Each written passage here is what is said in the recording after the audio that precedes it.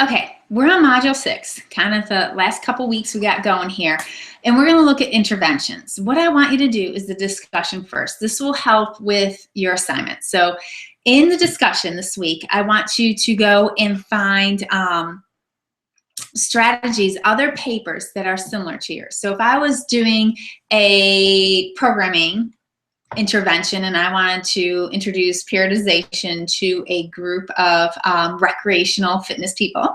Sounds familiar, but if I was going to do that, I would probably get out there and look up periodization programs and who they did them with and their protocols, those types of things. And they're out there, and there's several different types of periodization programs, so you have to pick one that you're going to use and look at their protocols. So it's going to probably be in similar, probably strength and conditioning. The journals of strength and conditioning type of journals would probably be where those are found. So it's peer-reviewed articles. I need you to find 2 of them. So you go out, you find a couple articles, and then you give us a brief annotation looking at the method specifically. So yes, the purpose of all that is important, but I'm really looking at the procedures, and so you could look at the intervention mechanism. So look at that, you know, what journal was it in, how long was the program, because we're going to have to wrap our heads around how long does a typical strength program last.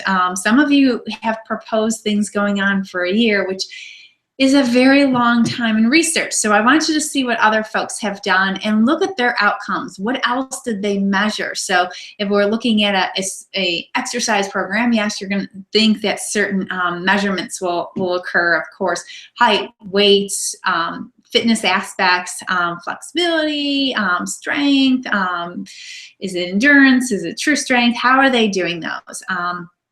Some of you are looking at physical activity, which is really cool. I love that. But measuring physical activity is very challenging. The surveys are self-reported, and we know what happens with surveys of self-report. People lie. It's human nature. We know we should be exercising, but we don't, and so we just put that we do. So maybe there's another mechanisms that other folks use. Did they use accelerometers? Those are very expensive. Did they use pedometers, which are very inexpensive and can be part of your program? So look at those things and how did they find their results. After that, the assignment, and the assignment is a bit messed up this week on the assignment grid. So please go to the assignments and rubric sheet that I posted week 2. I hope that you downloaded and saved that.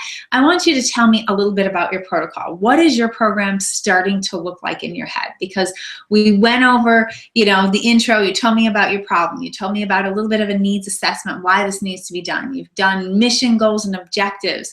And now, now we're looking at what is this program. Oh, your theoretical framework too last week.